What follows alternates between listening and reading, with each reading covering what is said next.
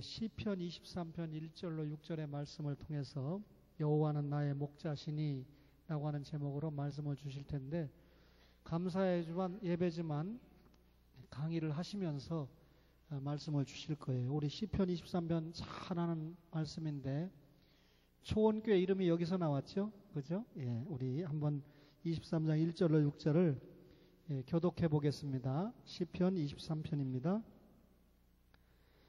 여호와는 나의 목자시니 내게 부족함이 없으리로다.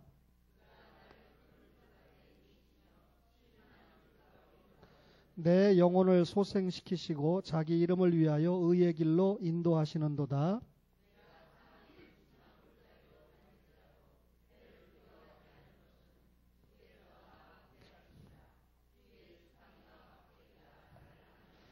주께서 내 원수의 목전에서 내게 상을 차려주시고 기름을 내 머리에 부으셨으니 내 잔이 넘치나이다.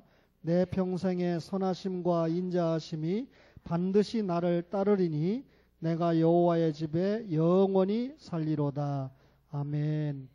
이 시간에 우리 김장진 교수 목사님 나오셔서 여호와는 나의 목자시니 라고 하는 제목의 말씀 주실 때 많은 은혜 받으시기 바랍니다. 오늘 초원교회 28주년을 감사하며 축하의 말씀을 먼저 올려드립니다. 참으로 에베네셀의 은총이었고 임마누엘의 증거였습니다. 28주년을 돌아보면서 항상 성경도 그랬거니와 과거가 있고 현재가 진행되고 미래가 제시되고 있습니다. 그동안의 초원교회 역사를 볼 때 첫째는 전적으로 하나님의 은혜였습니다. 하나님의 은혜로 여기까지 오게 된 것입니다. 하나님의 도우심, 하나님의 이끄심, 하나님의 먹이심, 하나님의 돌보심, 하나님의 다스림이 계속되었습니다. 그 보니까 미음으로 다 끝나네요. 그죠? 예, 참 그렇습니다.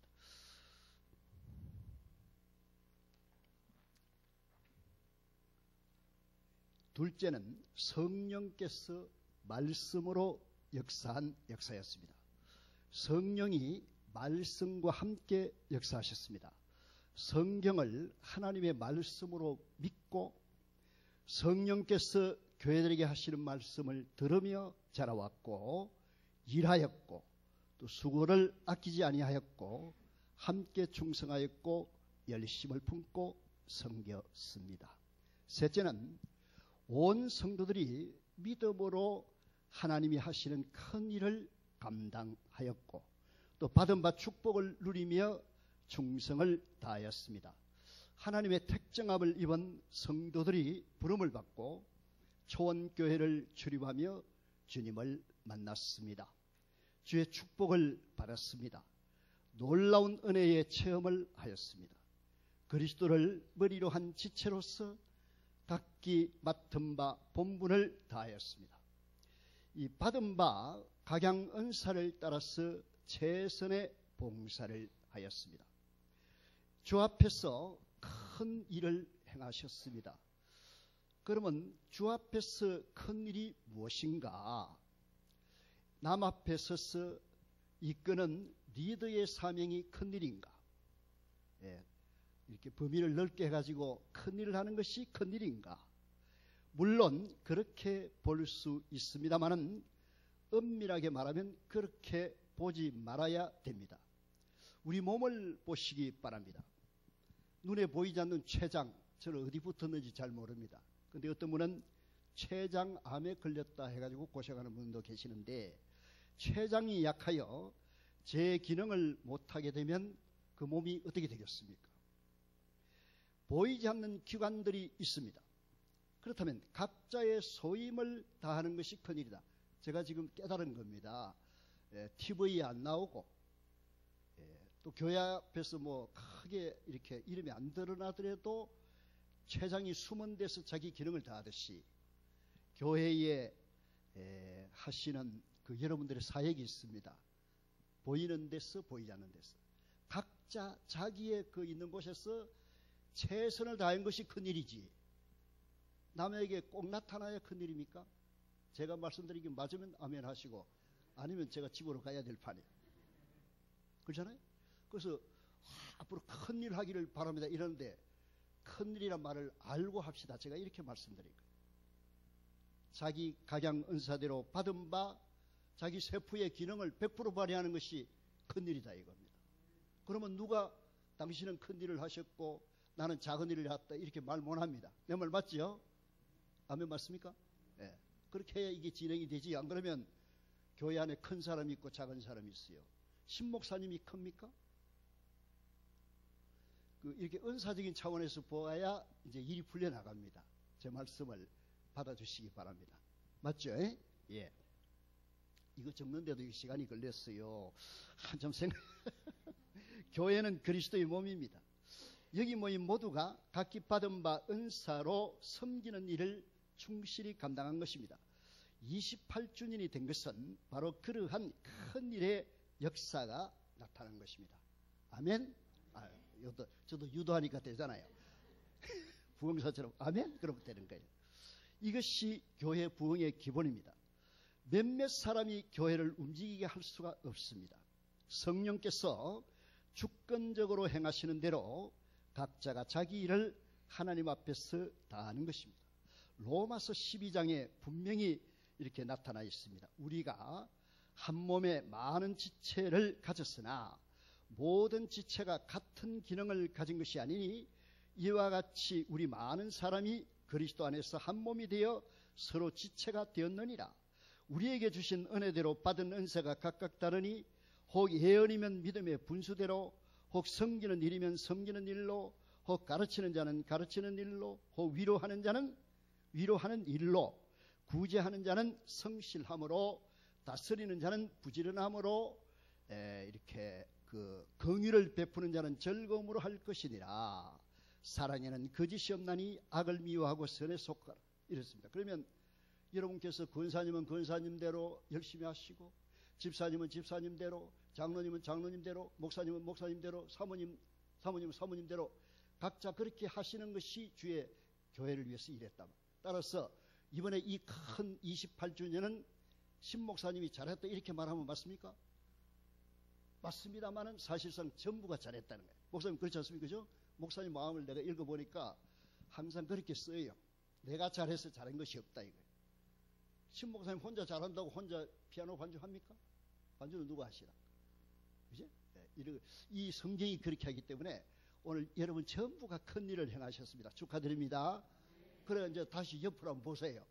저기 앉아 계신 우리 하야신 권사님 큰일 하셨습니까? 안 하셨습니까? 여러분요 연세가 많아지면 다리에 힘을 좀 하나님 빼시는 것 같아요. 젊을 때처럼 뻘뻘거리고 돌아다니지 말고 앉아서 기도하라 이 말이에요. 그렇잖아요? 또 젊은 사람 좀 빠리빠리 돌아다니라 이 말이야. 축구만 하지 말고. 예를 들어서 이것이 교회 안에서 여러분들이 큰 일을 행하신 것입니다. 교회가 이렇게 부흥되고 유지되고 힘을 가지고 주의 역사를 감당하는 것은 사도행전에 다 나타나 있어요. 그래서 사도행전을 연구한 어느 박사 논문에 이 교회가 부흥하는 교회의 특징을 이렇게 추출을 해보지요. 분석을 해본 결과 성령이 주도하고 계신다. 성령의 이니셔티브가 교회의 역사를 이끌어갑니다. 그러면서 성경적 설교가 있다. 이 일을 감당하시는 분은 목사님이 될 수가 있습니다. 우리 몸으로 말하면 입의 역할을 하고 이렇게 선포적인 역할을 하는 거죠. 두 번째는 예배가 있고 기도가 있다. 그리고 친교가 있다. 이래서 다 우리가 아는 말입니다. 세 번째는 제자를 양육하면서 성경을 가르친다. 그게 있습니다. 치유가 있습니다. 치유. 봉사하고 구제하는 거 있지 않습니까? 그리고 효과적인 리더십이 있다. 이래서 그 리더십이 있어야 돼요. 교회는. 그런데 리더십 가운데 오늘 따끈따끈한 최근에 금년도 전 세계 트렌드에서 리더가 가져야 할 최선의 요소가 뭐냐? 트러스트라고 그랬죠. 신뢰라고 그랬다. 신뢰. 지도자가 가지고 있는 최고의 덕목이 오늘날 신뢰로 통합니다. 이게 이제 신인도 크레디빌리티란 말도 쓰는데 트러스트란 말이에요. 이게 신뢰가 필요합니다. 여러분이 목사님을 믿지 못하면 뭐 되겠습니까? 목사님이 성도님들을 믿지 못하면 되겠습니까? 기독 신자는 트러스트가 필요하고. 맞죠? 그래서 금년에 오늘 여러분이 신문 한번 보세요. 세계적으로 이제 기업가들의 성공한 기업가들의 최고의 덕목은 신뢰에 있다.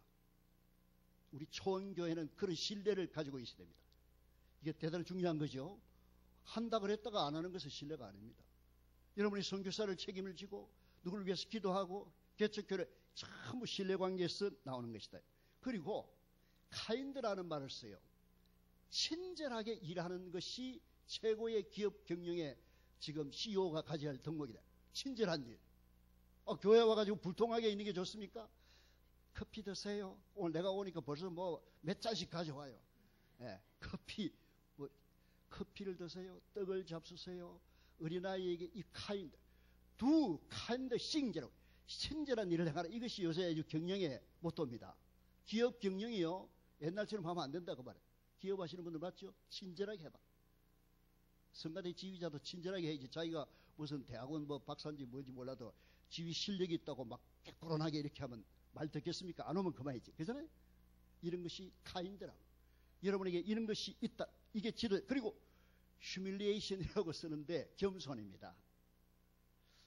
저는 이 성도님처럼 겸손한 사람이 없는 것 같아요. 그 설교를 들어주는 사람이 누굽니까? 성도님이.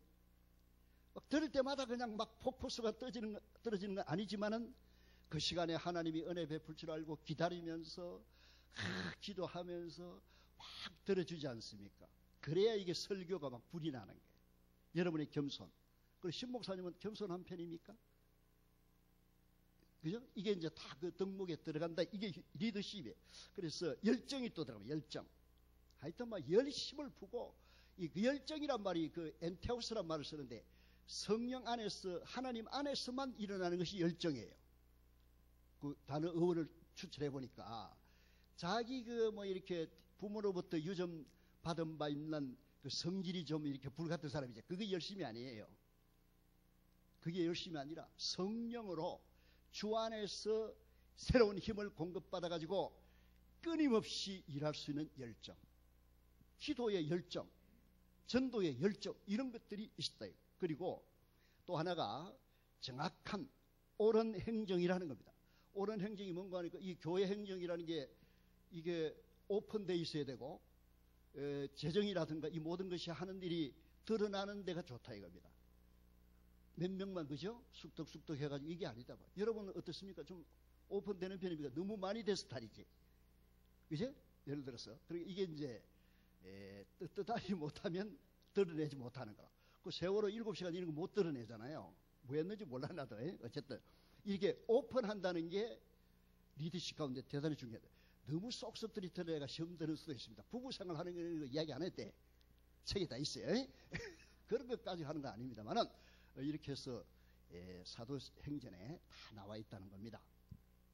이 초원의 교회 바로 주님의 허락한 그러한 특징을 가지고 있는데 바로 목장입니다. 푸른 목장. 아까 참 그 시편 23편에서 이 이름이 나왔는데 여러분의 그 특징이 목장이라는 데, 푸른 목장이라는 데에 상당한 의미가 있습니다. 여러분이 이렇게 주님의 이 푸른 이 목장에서 주님과의 관계 속에서 어떤 신분을 가지고 뛰느냐, 이게 중요한데요. 제일 먼저 하나 친다면 하나님의 자녀다. 하나님의 아들로서 뛰고 있다. 요새 그 아들에 대해서 공부를 해보니까 우리가 이렇게 그냥 아는 아들하고 달라요. 이 보통 문제가 아닙니다. 사도 바울이 5번의 양자라고 하는 말을 쓰는데 엄청난 진리가 들어요. 그리고 여러분은 그리스도의 신부예요. 여기 보면 따끈따끈한 신부도 계시지? 누가 계시나 손 한번 들어봐. 저런 분에게 함부로 말 시키지 마세요. 완전 이 깨가 쏟아지는잖아요. 그러니까 신부. 여러분 누구의 신부입니까? 그리스도의 신부. 그리고 여러분을 가르쳐서 주님께서 모퉁이 돌이라면 여러분은 주님의 나라를 이렇게 세워가는 참 그 중요한 돌들입니다. 돌들. 주님은 모퉁이 돌. 벽돌하고 돌들하고 좀 다르겠습니다만은. 그리고 예수님께서 대제사장이라면 여러분은 왕같은 제사장들 이렇게 됩니다. 예수님께서 포도나무 가지라면 여러분은 포도나무라면 여러분은 포도나무 그 열매를 맺는 가지다 이거야. 이런 관계. 예. 주님이 왕이라면은 여러분은 백성이. 예. 이렇게 여러분께서 특별한 주님과의 관계를 맺고 살아가는 데가 푸른 초장인데, 이게 이제 교회가 되고 또 이렇게 주님께서 주시는 말씀의 꼴이 풍성합니다. 여러분의 28년, 이 성년이죠. 청년이죠. 우리 상훈 선생님 지금 결혼했잖아요. 그러면 얼마나 아름다워. 우리 기가 죽어야. 나는 6학년이라. 그래가지고 저는 이제 50대 하면 막 이렇게 고개가 이렇게 숙여지는데 40대 같으면 더 너구기. 젊은 사자가 더 존경스러워. 60 넘어가면 이제 겸손해야 먹고 살아요. 뻣뻣하면 죽어요. 그 제가 이제 60이 넘으면서 인턴으로 들어가려고 합니다. 인턴. 영화도 나왔다는데.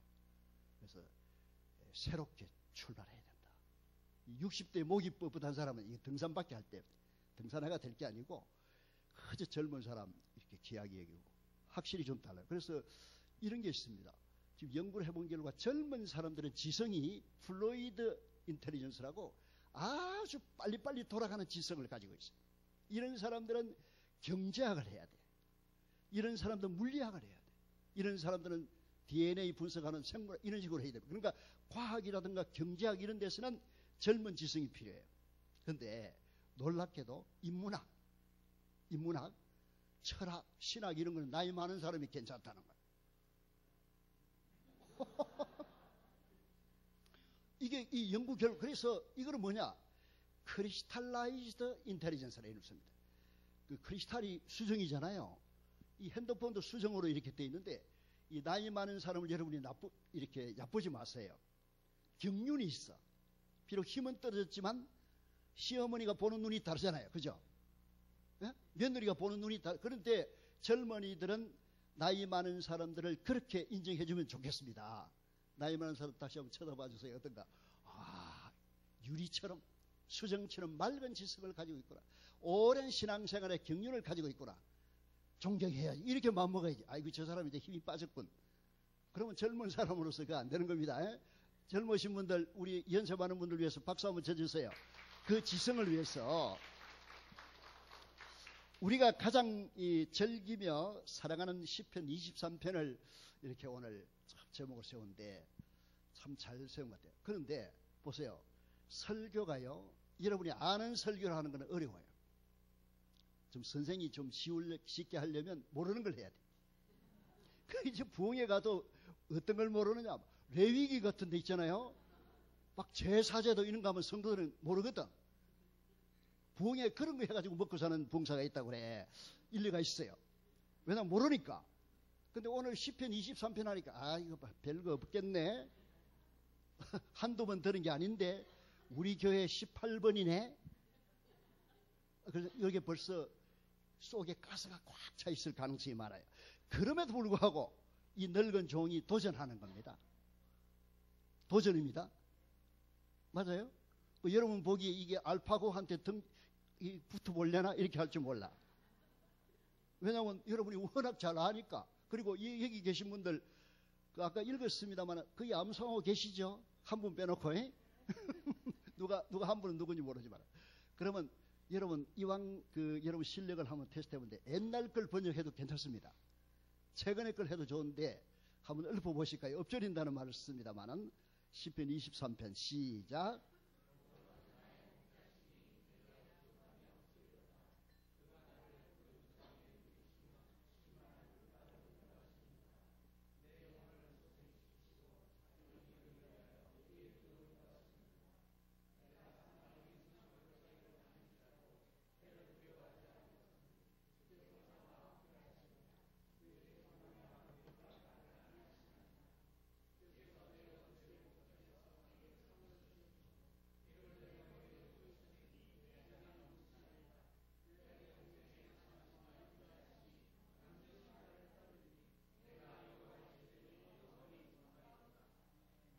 그 옛날에 정령이란 말이 지금 반드시로 바뀌었어요. 그래가지고 지금 저는 이제 이 성도님들이 헷갈리는 시대가 왔다. 번역을 새로 해가지고 완전히 막 이게 안 그래도 지금 머리가 왔다 갔다 하는데 그죠? 성경이 왔다 갔다 해가지고 한국 교회에 엄청난 손실을 가지고 있습니다. 그럼에도 불구하고 왜 번역했느냐? 좋은 의도도 있고 다른 편에서는 출판권에 판권 문제가 있다는 것도 사실입니다. 책을 안 살 수가 없잖아. 저도 막 성경책이 많아요. 자, 그런데 시편 23편에 또 이렇게 우리가 다시 한번 노래를 부르지 않을 수 없는 이유가 있어요. 저 용인에 가니까 무슨 묘자리에 가보니까 비석을 써놨는데 비석 뒤편에다가 이걸 박아놓은 거야. 누구의 비석인데? 순실이 아빠야. 예? 순실이 아빠가 누구야? 그 최태민이라고 하는 영세교 교주예요. 이 사람은 기독교 플러스 불교 플러스 천도교를 합쳐가지고 영세교를 만들었대. 거기서부터 지금 프로블렘이 발생합니다. 하나님은요, 우상을 숭배하거나 하나님 외에 다른 것을 이렇게 따르면 여지없이 치는데, 여러분이 영적으로 볼 때 지금 한국 교회가 이렇게 지금 한국 정치 상황이 보이는 거예요. 영적으로 볼 때 하나님만 섬겨야 되는데, 근데 그 사람의 비석에 이게 박혀 있는 거라. 속에 열불이 나야 안 나요? 부를 사람이 불러야지. 왜 최태민이가 이 노래를 부르냐 말이에요.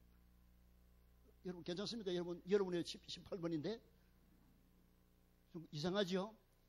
그래서 제가 도전하는 겁니다. 이 말씀을 함께 나누고 다시 한번 우리의 노래를 불러야 되겠다. 그렇잖아요. 왜 엉뚱한 사람이 불러가지고 비석에다가 그걸 박아놨냐. 우리가 가장 즐기며 사랑하는 시편 23편은 다윗의 이름으로 기록이 되었습니다. 거기 보면 다윗의 시라고 되어 있어요. 성경에 시편이 총 몇 편입니까? 150편.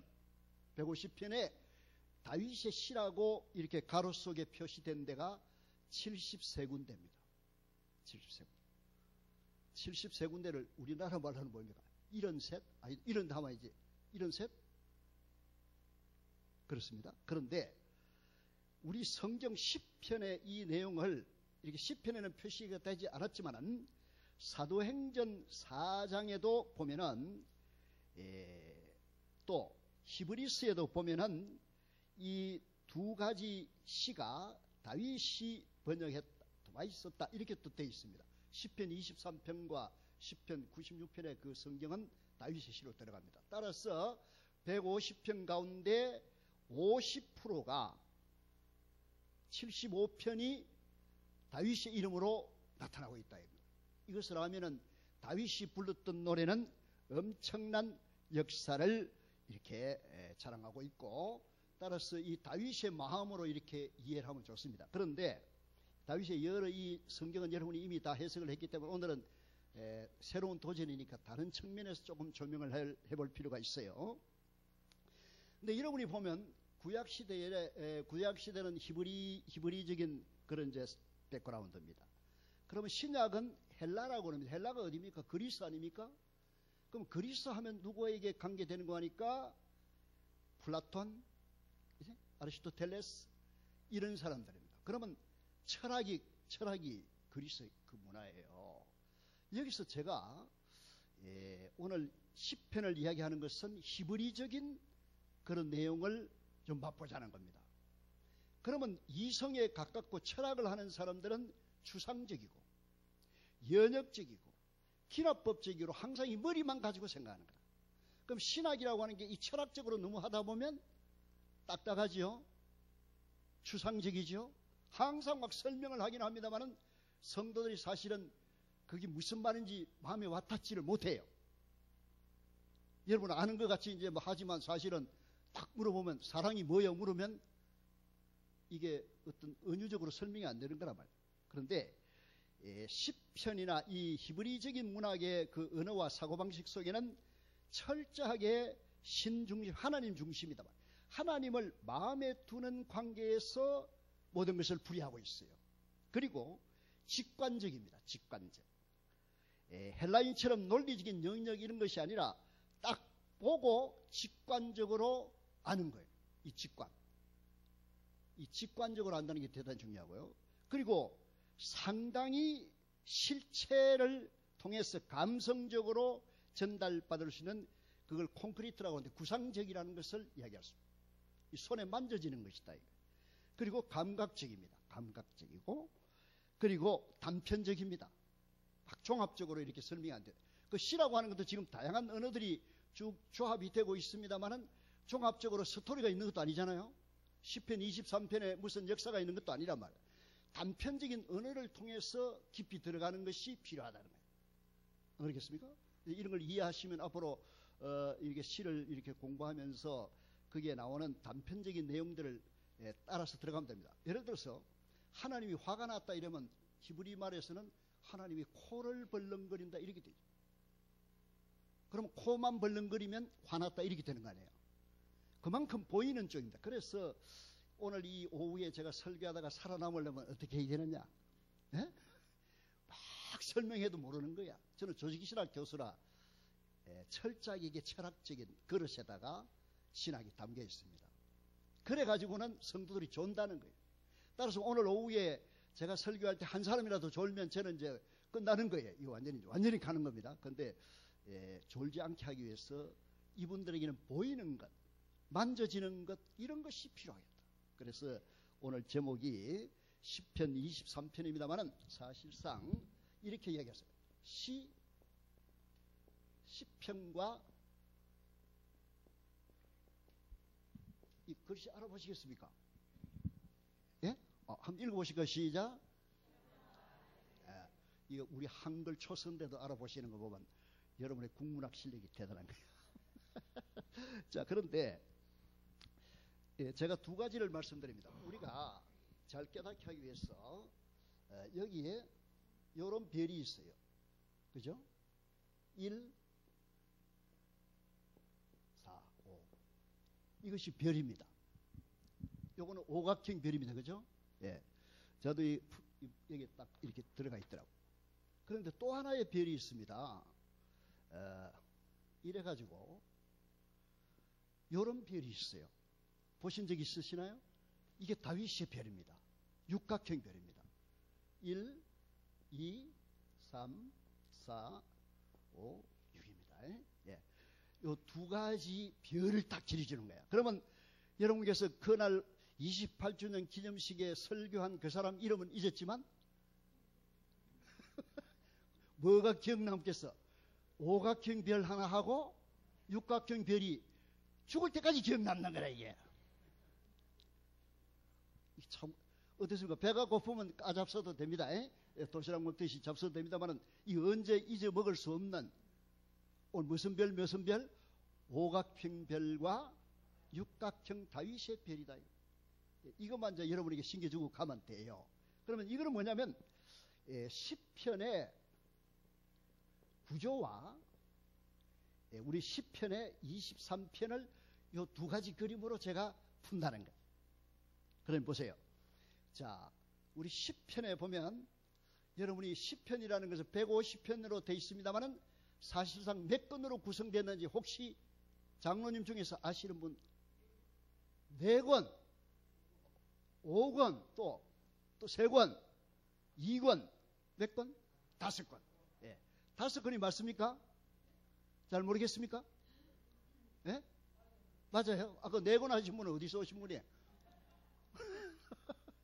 이야, 그러니까 보세요. 성경 5권이라고 하는 분하고 4권이라고 하는 분은 천지차이, 그죠? 자, 그런데, 그러면 이게 5권으로 구성이 되는 거라. 여러분이 공부를 하신지 모릅니다. 그러면 여러분이 성경책을 이왕 가져오신 김에, 자, 41편 13절, 마지막 절입니다. 요걸 반드시 여러분이 펴보시고 읽어보시고 해야 돼요. 자, 거기에 41편 13절을 같이 읽어보겠습니다. 시작.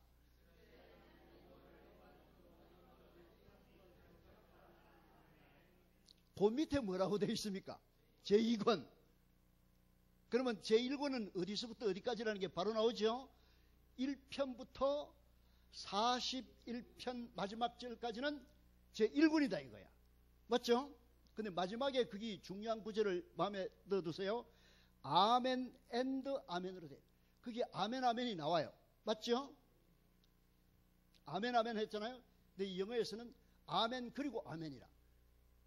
그게 좀 감이 달라. 아멘 아멘 하는 것보다도 아멘 그리고 아멘입니다. 그러면 제가 무조건 하고 이제 이 부흥사 할 때 오늘 여러분 아침에 좋은 밥 잡수신 줄 믿습니다. 그러면 아멘 하잖아요. 그런 아멘 하고 여기 나오는 아멘하고 같은 겁니까? 다르다. 아멘은요, 앞으로 하실 때 하나님 책임지겠습니다. 할 때 아멘 하는 거야. 이제 아멘 했어요? 맞지? 함부로 아멘 하면 안 되는 거예요, 말하자면. 근데 아멘 했으면 반드시 책임지는 거라. 정녕 그러합니다. 예수님이 진실로 할 때 아멘이거든.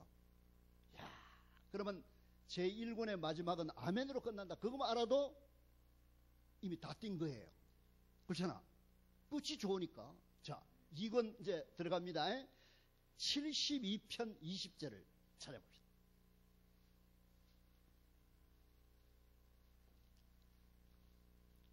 (19절로) 되어 있습니까? 20절로 되어 있습니까? 20절 같이 한번 읽어보겠습니다. 시작. 그러면 그 19절부터 다시 한번 해봐야 돼요. 19절부터 20절까지 시작.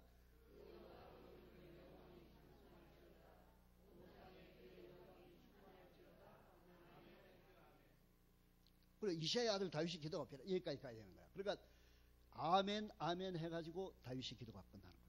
이것이 여기에 들어가 있어요. 그러면 이제 대강 흐름을 아시겠습니까? 2권의 마지막도 아멘으로 끝나는구나.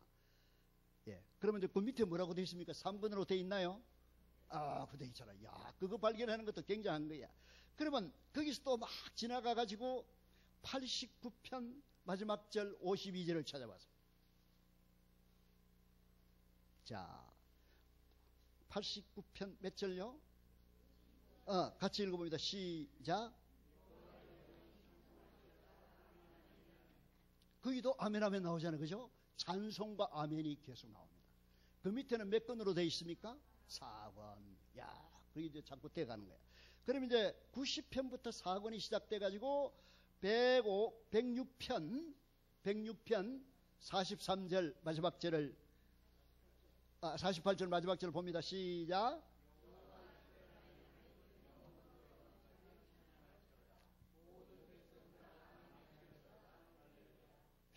이렇게 끝나는 거야. 그리고 벌써 뭐가 계속 반복되고 있죠? 찬양할지어다. 아멘 아멘. 이거 여러분에게 지금 시사하는 바가 큽니다. 이게 보통 지금 표현이 아닙니다. 한 권씩 끝날 때마다 마지막에는 이렇게 독살로지, 송영이, 영광의 노래가 지금 되고 있습니다. 그러면 이제 그 밑에 뭐라고 되어 있어요? 5권. 자, 거기서 150편 6절까지를 읽으셨다고 치고 마지막 절 보십니다. 자, 150편 6절 시작.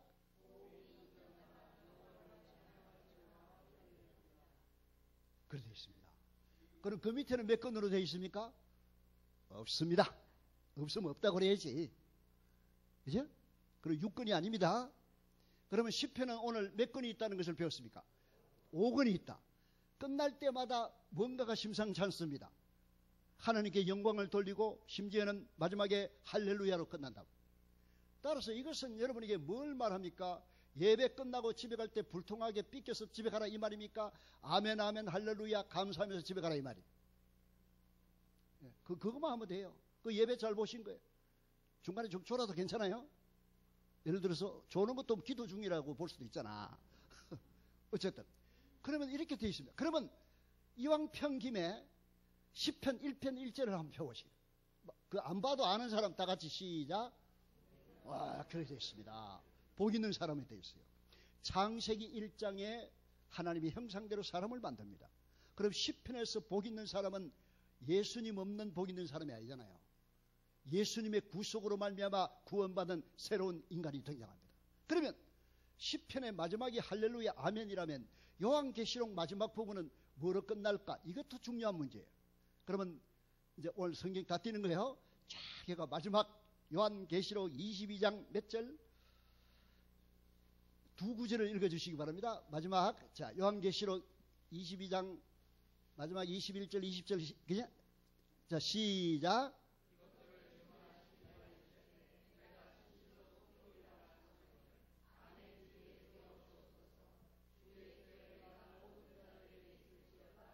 그것도 아멘이잖아.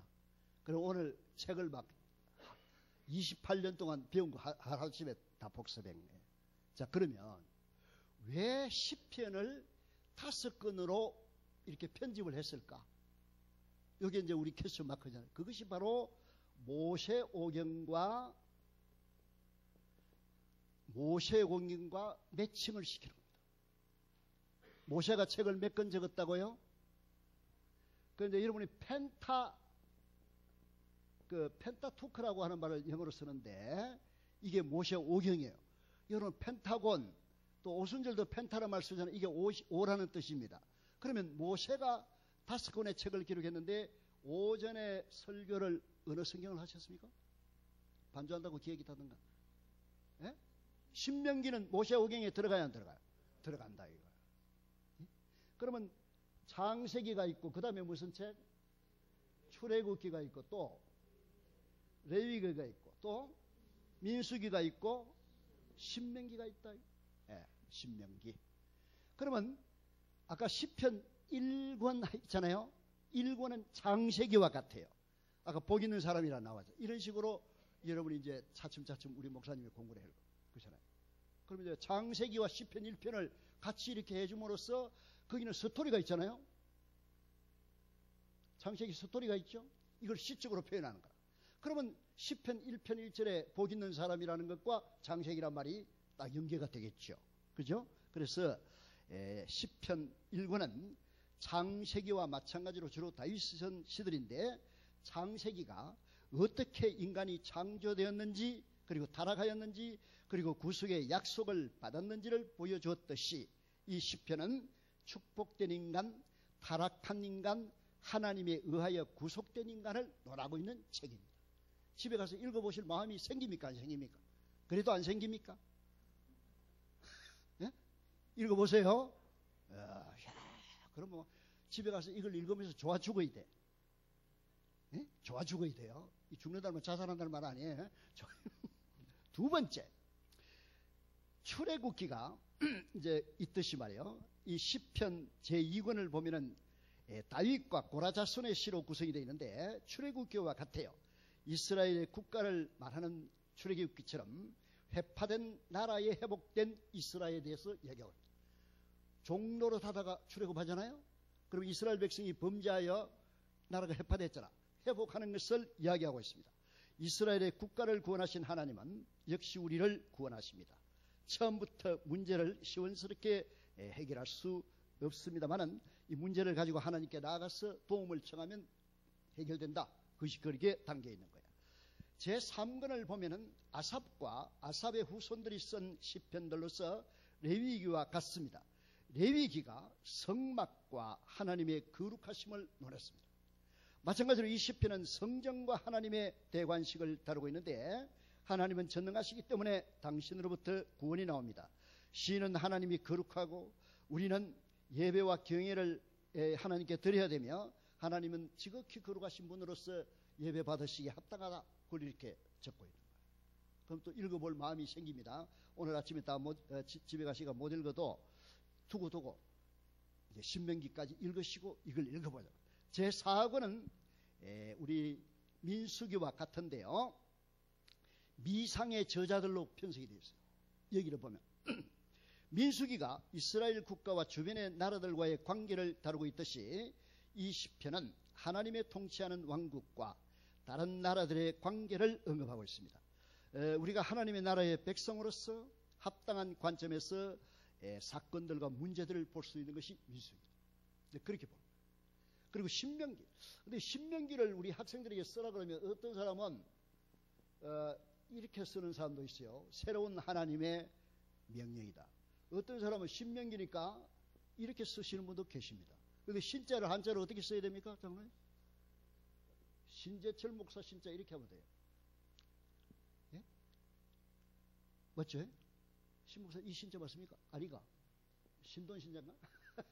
그러면 이 신자를 쓰고 있다면 이게 하나님 말씀을 되풀이한다, 되새김한다 이런 뜻이 강한 겁니다. 옛날에 주셨던 말씀을 다시 주는 말씀이 신명기야. 근데 이걸 갖다가 신의 명령이다 이렇게 해버리면 안 맞는 거죠.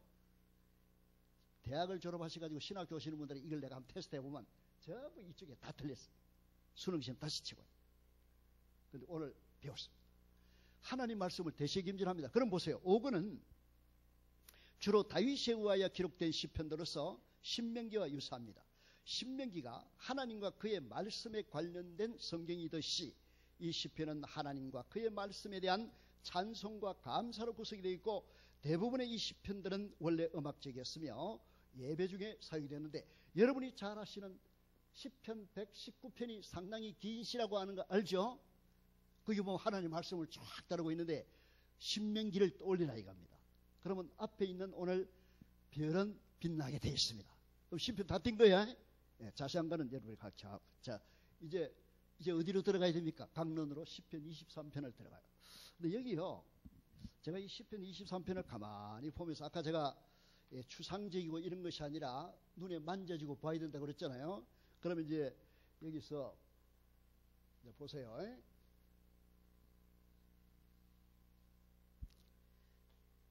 여기에 보면 여기다가 빨간 이걸 한번 칠해보자.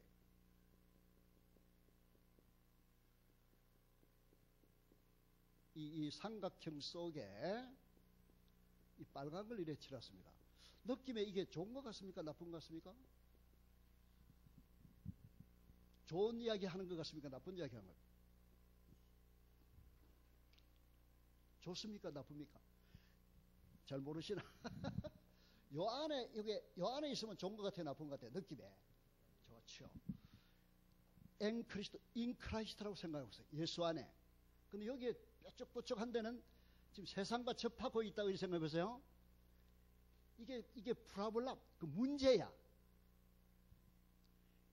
문제가 여기 있다 치자 이겁니다. 문제가 이제 여러분이 살다 보면 문제가 있죠.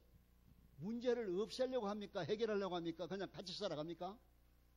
같이 살아가야지. 그 없애다간 자기가 죽어요. 문제가 있어요. 그러면 이게 보세요. 여기 1절, 2절, 3절, 4절, 5절, 6절인데 이 시편을 아까 읽었잖아. 이걸 거꾸로 역추적해 보는 거예요. 보세요. 여호와는 나의 목자시니 내게 뭐가 없다고 그래서 부족함이 없다 이랬습니다. 그럼 현실적으로 부족함이 있다는 말이 이 말이에요. 제 그림을 이해하시겠습니까?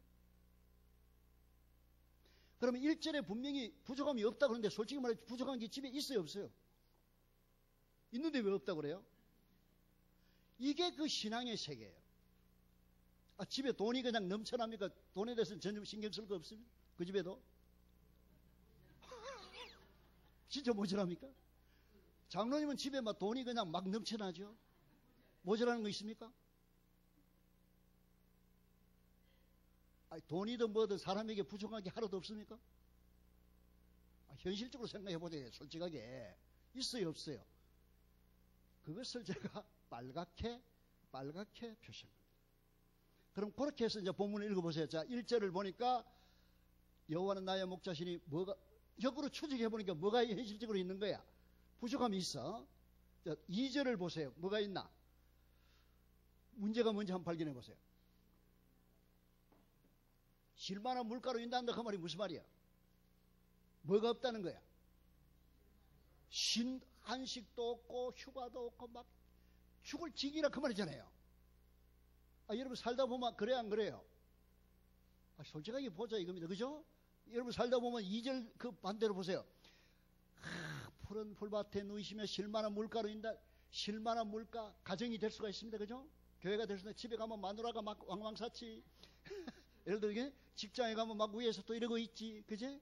거리에 나가면 이게 여러분에게 있습니까 없습니까? 있다요.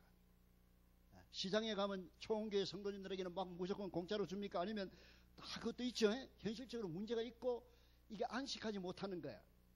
여러분이 평안이 있습니까? 쉰다는 게 없다 이거야. 이런 것을 여기서 말합니다. 3절 넘어가 보세요. 뭐가 문제가 보이나? 3절은 무슨 문제가 보여요? 그러니까 영혼을 소생시키시고 그러니까 완전히 거룩이 돼가 죽었다 이 말이죠. 소생이라는 말은 이 영혼이 완전히 지금 막 거룩이가 돼가 죽을 맛이라. 그래서 죽을 맛이란 말과 똑같아. 기진맥진 돼가지고 더 이상 일을 할 수 없고. 그리고 또 무슨 문제가 있어요? 의의 길로 인도하시다 하니까 이게 항상 곁길로 가는 거야. 그죠? 이 렘브란트의 그 성경을 보면은 렘브란트의 그림에 그게 나와요. 꼭 거기 하늘이 큰 하늘이 있고 예배당이 다 있는데 그 옆에 술집이 있어. 우리 성도들은 하나님께 가다가 엉뚱한 데로 간다 이거야. 예를 들어서 잘난 남자들도 예를 들어서 막 교회 가야 되는데 골프 해동이 있다, 사업이 중요하다 그러면 골프 치러 가요. 어디로 가? 갈 수 있다. 이게 곁길이 되는 거야. 술집도 될 수 있고, 그지? 이것이 여기에 다뤄지고 있어. 여성분들은 전혀 그런 게 없습니까? 여성분들도 있죠? 곁길로 가는 거야. 예. 그러니까 막 이상한 사람들도 많아요. 자, 4절을 보니까 네 번째 문제가 나타나요. 그게 무슨 문제 같아요? 사망, 음침한, 이게 이제 사망이 햇빛이 안 되는 막 그만 그런 계곡을 말하는데, 죽음의 골짜기. 통과할지라도 여기에 뭐가 있습니까? 해를 두려워하지 않는다. 그러니까 뭐가 공포야, 공포. 두려움이야. 월남전쟁에 갔다 오신 장로님들 계십니까?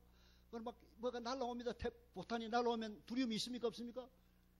이것이 여기 있다. 현실적으로 대단한 두려움이 있는데, 지금 여러분에게 사망의 음침한 골짜기는 고속도로입니다. 고속도로. 요새는 막 차들이 막 굴러다니는 차도 많대. 술 먹은 차도 많아. 그게 사망의 음침한 골짜기. 두려워하는 게 없습니까? 밤거리에 얼마나 두렵고, 요새 안심기가 길도 있고 별리는데, 이 살아가는 자체가 이게 사망의 음침한 골짜기야. 맞죠? 그래가면 이게 죽음의 골짜기가 두려움을 느껴요. 여러분, 공포 분위기에 들어가면 사람이 막 이상하게 됩니다. 이런 걸 여기서 이야기할 수 있어요. 자, 5절을 보니까 또 뭐가 문제가요? 지금 제가 역으로 추적하는 겁니다. 5절을 보니까 막 잔이 넘칩니다. 그죠? 근데 원수의 목전에서 이 말이 무슨 말이에요? 원수가 우는 사자처럼 여러분을 삼키려고 이렇게 하고 있습니다. 근데 여러분이 고집에 싹 들어가가지고 이 원수는 고집에 들어오지를 못해요. 고집에 그 주님이 살고 있는 고집에는 못 들어가가 그냥 폼만 으르렁하고 있다, 그런 뜻입니다. 그러면 여러분이 지금 얼마나 쫓깁니까? 막 자면서도, 그제? 막 쫓기는 사람 있잖아. 이 밤잠 자면서 여러분 사탄의 쫓김을 받고 막 엄청난 이게 있는 것이 여기서 이야기하는 거예요. 그죠? 예. 그럼 마지막 절 보세요. 또 그 빨갛게 칠한 부분이 뭐가 들어가 있어요? 여기 보면 이제 살아감에 있어서 요즘 우리 한국말에 뭐 재수가 없다 이런 사람도 있습니다. 뭐 한데 가는 데마다 일이 안 되는 경우도 여기 보면 뭡니까? 일이 잘 되지요? 하나님 은혜가 항상 하는데 또 뭐가 있습니까? 하나님의 집에 영원히 간다 이겁니다. 그러면 이 시인은 지금 뭘 이야기하냐면 미래에 대한 확실성, 장래에 대한 확실한 것을 지금 고백하고 있는데, 한국 사회나 트럼프 사회나 지금 미래에 대한 불확실성 나오죠? 내일에 대한 불확실성이 여기 담겨 있단 말이에요. 그러니까 오늘 여기 빨간 거를 이야기하는 것은 전부 문제투성이들입니다. 문제투성인데, 오늘 여기서 이 시인은 뭐라고 고백하느냐면 전부 역설적으로 고백하고 있는 거예요. 분명히 부족한데 부족함이 없다 이거. 두려워하지만 두려워하지 않는다 이거. 지금 원수의 목전에서 주님이 차려주는 그 이제 엄청난 축복이죠. 잔이 넘친다 이거예요. 영원히 거한다, 이렇게 확신을 두고 이야기합니다. 그러면 이것은 무엇 때문에 그렇게 할 수 있을까요? 누구 때문에 그렇게 할 수 있을까요? 이렇게 물으면, 그래서 오늘 제목이 여호와는 나의 목자이시기 때문에, 따라서 여호와 하나님이 문제의 솔루션이고 해결이고 원리고 방법이다 그 말이에요. 방법이 따로 있습니까? 없습니다. 우리 현실은 전부 이렇습니다. 그래서 오늘 제목이 단순하게 그냥 여호와는 나의 목자시니 게 아니라, 이런 좀 진하게 문제를 생각해 보니까 그 문제를 해결할 수 있는 분은 누굽니까? 오직 여호와, 그분 하나님밖에 없다. 따라서 그분은 요 안에 들어가 있는 거야. 이 그림이 어떻게 마음에 안 듭니까? 요 속에 들어가 보라고. 바깥에는 막 세상과의 관계 속에서 엄청난 문제가 있고 참 불화번음이 있습니다만은 이게 주 안입니다. 그래서 이제 in Christ라 이런 말을 쓰는 거예요. 여러분이 사도 바울이 이런 말을 쓸 적에는요, 우리가 생각하는 개념과 달라. en Cristo, 그리스도 안에서. 이게 여러분에게 지금 주어진 겁니다. 따라서 여호와는 나의 목자라, 그 말은 다른 말로 하면 나는 그리스도 안에서 그리스도로 말미암아 성령에 의하여, 이런 뜻이 다 들어가는 거예요. 그러면 모든 문제가 해결되는 겁니다. 이게 오늘 제가 전달해주고 싶은 메시지예요. 마음에 안 듭니까? 그렇잖아요. 그럼 결론적으로, 결론. 그러면 이렇게 하기 위해서는 뭐가 필요하냐 할 때요, 첫째는 이렇게 우리가 이제 여호와는 나의 목자라서 이렇게 해결됐다고 하는 첫째는 뭐가 필요하냐면 지식이 필요해요.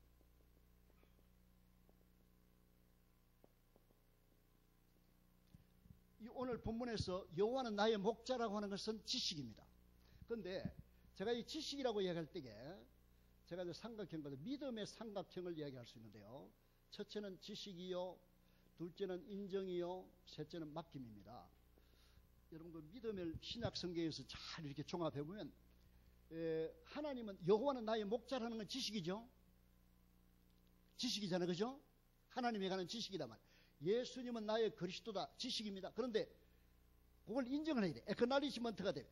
여호와는 나의 목자십니다 하고 고백하는 것은 인정이에요. 막연하게 아는 것이 아니라, 그지? 그걸 딱 인정하는 거야. 주님은 여러분의 하나님입니다. 맞습니까? 아멘 하는 것은 인정이란 말이에요. 단순한 아는 게 아니에요. 아는 것 플러스 인정입니다.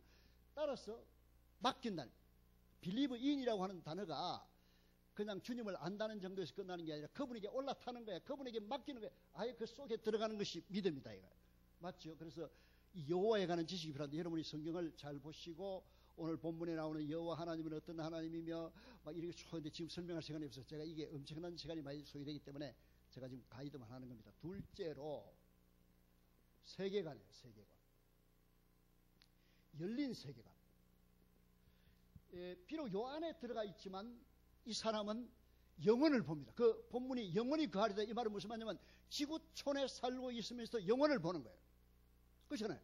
그리스도 안에서 보는 거예요. 이거 대단한 겁니다. 여러분이 영혼을 바라보기 때문에 천국을 바라보고 산다는 것은 일반인들에게 상상이 안 돼요. 그렇지 않습니까? 여러분은 그리스도 안에 있으면서 주님이 주시는 눈으로 보니까 현세도 보이고 과거도 보이고 영원한 미래도 보인다. 이게 열린 세계관이에요. 그리고 세 번째는 체험이라고 볼 수 있는데요. 이 사도 바울의 이 다윗의 체험이에요. 이 푸른 목장을 보니까 이분이 과거에 그렇게 느낌이 있잖아요. 실질적으로 체험을 했다는 거예요. 철학이 아니단 말이에요. 철학이 아니에요. 그래서 제가 우리 목사님들 가운데도 이제 목회 철학 이런 분을 썼는데 제가 볼 때 목회 철학이란 말이 철학이 아니고 무슨 목회 원리겠죠. 근데 사실은 목회 신학이라 해야 돼요. 철학을 왜 들고 옵니까? 그죠? 그래서 뭐 테레비 나가는 얘기를 하는데 철학이란 말을 써서는 안 좋다. 제 느낌에. 목사는 신학을 해야지 왜 철학을 하나? 맞죠? 자기 철학 해가지고 교회가 되는 게 아닙니다. 목사님은 신학을 해서 하나님을 잘 섬기는 그것이 돼야 돼요. 그 제가 지금 주장하는 거예요. 목회 철학 이런 말 혹시 쓰십니까? 여기 이제 원리란 말이 있는데 이 철학이란 말을 자꾸 이렇게 쓰는 것보다는 그죠? 목회 원리죠. 나의 목회 원리. 성경적인 원리. 그게 신학입니다. 그렇게 이해를 해 주시고 그래서 요 체험인데 앞으로 여러분이 성경을 보면서 이게 이제 진리를 나타낼 때 세 가지 딱 국면이 있어요. 하나는 성경이 있어요. 두 번째는 교의가 필요해요. 세 번째는 신앙이고 체험입니다. 이게 무슨 말이냐면 성경대로 믿어야 진리가 됩니다. 두 번째는 이 교의라고 하는 것은 여러분이 웨스트민스터 신앙고백서 이런 게 교의에 속해요. 교회에서 믿고 가르친 거예요. 이거는 신학적인 성찰에 의해서 나온 거라. 이건 무시하면 안 됩니다.